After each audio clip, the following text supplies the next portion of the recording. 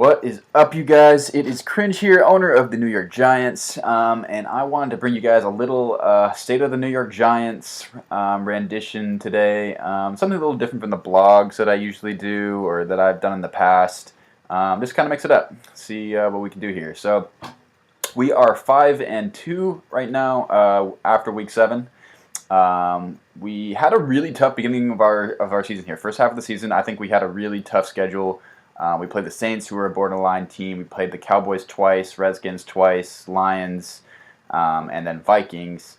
I think we held our own really well. I mean, we were neck and neck with the Lions. He had to kick a game-winning field goal to win that one.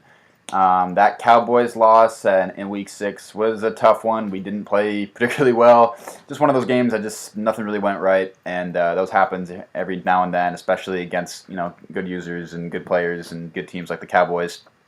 But we definitely showed them when we played them the first time that we can hang with them. So we got to just keep that up. So 5-2 right now. The remainder of our schedule is pretty darn easy. I mean, no shade throwing here. I just think that we should be able to win a very large majority of these games. I see only potentially one game that we should maybe lose, and that's against the Bears right now. The Bears are, I think last time I checked, were still undefeated, 5-0-1. I think that with their tie. So they're going to be a really tough team, and I played them last year. I think we got the best of them, but it was a close one. So they're definitely going to be a tough one in Week 17, and hopefully we can clutch that one out. But the remainder of our season, is definitely some games that I think we should be able to win. So if we can be end the season 13-3, 14-2, or 12-4, I'd be really happy, and I fully expect us to do that. So that is our schedule. Now, just kind of going over, what we've been able to do, what our philosophy is. I mean, I as an owner, as well as any team that I've coached, I've always been a defensive philosophy team. Definitely always been a bend but don't break kind of squad. And I'm just gonna keep you out of the end zone and not turn over the ball, and hopefully at the end of the day I score more points than you. And that's basically what we've done. I can't say good enough things about Lorenzo Carter. I can't believe I even thought about trading him last year, because he has been nothing short of just absolutely amazing. I mean, his stats kind of speak for themselves. 88 speed, 91 excel at 6'5", 250 rushing the passer with 85 finesse move. I mean, he has been killing it. I think he's currently leading the league in sacks with at least 11 or 12, and so he's doing really, really well out there.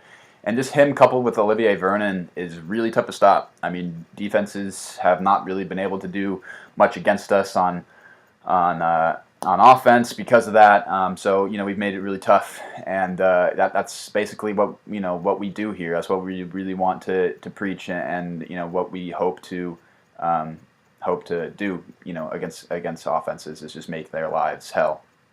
On offense, I mean, I've never been a particularly great offensive mind, but I think we've improved a lot since last year.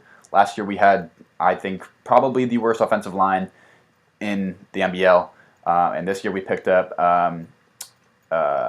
his name is DeMar George, our left tackle here, as well as Nick Murray and Carter Wunsch to play right guard and right tackle respectively, and they've done a really good job. I mean, a lot of the sacks that we take is mostly because of stuff that we're not exactly keyed into the blitzes or something like that. I don't see really guys getting just like outright beat, which was something we were really struggling with last year.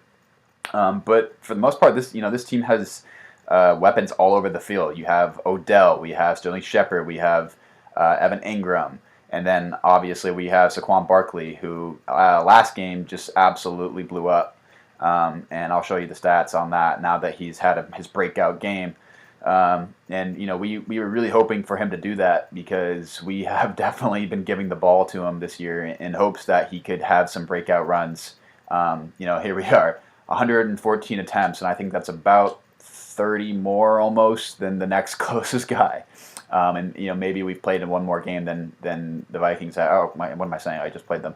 But we give them the ball a lot, and that's in hopes that we can just get the running game going. Saquon Barkley is arguably a top 3 running back in the MBL, and I want to showcase that.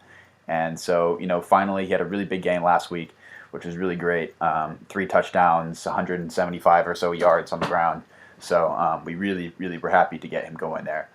On the receiving end, I think the first few games was definitely just all OBJ, and with good reason. He just balled out for us, and he was making plays all over the field. You see his stats: 430 yards, 7 touchdowns. He's definitely been our go-to guy. But in the last couple of weeks, Evan Ingram and Sterling Shepard have really stepped up. Their receiving yards were not even close to the 300s as of a couple weeks ago, and they've really come out and showed what they can do and been a really integral part of the wide receiver core, as well as Philly Brown. Philly Brown was signed in the offseason, and he's been pretty good, a pretty solid guy for us.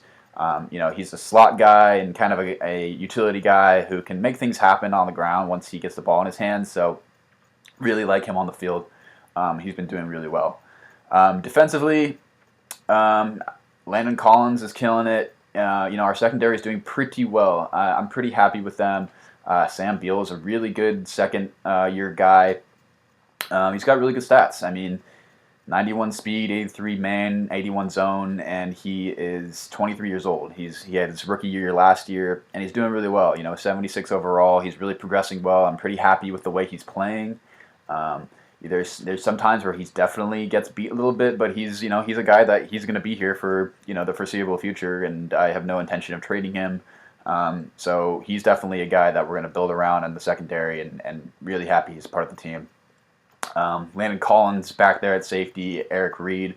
Those guys can just flat out lay the wood, man, and that's what I like at safety. I like them to be able to be fast and be able to cover, but as well, and if they can hit as well, that is definitely something that is a plus. And Eric Reed and Landon Collins can certainly do that, and they've done that this year. I don't think they forced a whole lot of fumbles, but they definitely, obviously they have 0 between the two. But, they are 2 guys that definitely set the tone on defense, and we really are happy to have them. And then, another name that I talked about before, Lorenzo Carter. 13 sacks in 7 games, that kind of speaks for itself. 4 tackles for loss, 25 tackles. He's just all over the place, man. And him with Vernon and we Tomlinson and Wilkerson, we get the guys on the defensive line really rushing the passer, and we can really get after it. And that's, I think, so important this year more than ever is just being able to get to the quarterback. I think it's just really I think offenses are pretty powerful this year, and so if we can make a quarterback's life tough just by getting to him and forcing maybe some bad reads and stuff like that, then we're doing our job. So that's pretty much it. I just kind of wanted to go into the state of the New York Giants and show you guys around a little bit, show you what we do, and I think I'll probably come out with another one of these towards the end of the year, kind of addressing what our off-season goals are and such like that. But I think for now we'll keep that under wraps, and catch you guys next time. All right, thanks, peace.